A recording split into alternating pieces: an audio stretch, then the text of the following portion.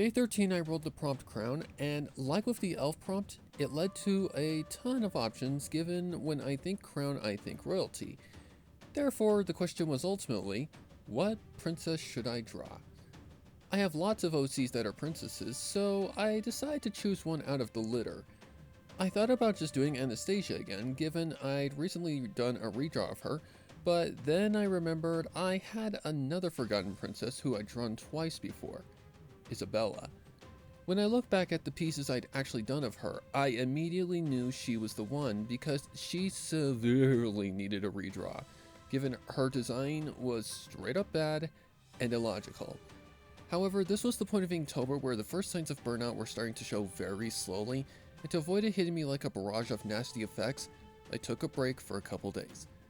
This was a great decision that ended up benefiting me in the long run, allowing me to catch up on certain things outside of art and YouTube work and get another project going.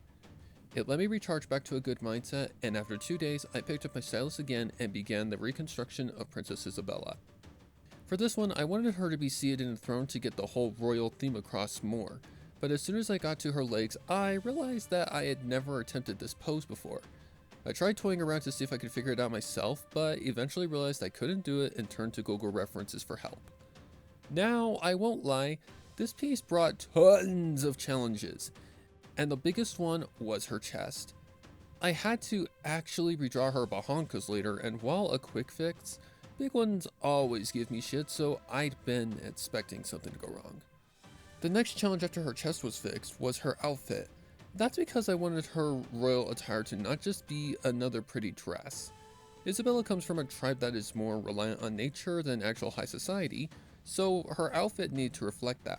Therefore, I just started messing around by drawing random things as attire, and I basically came up with a tribal style look, using a royal attire that looked like it was made by hand with limited materials.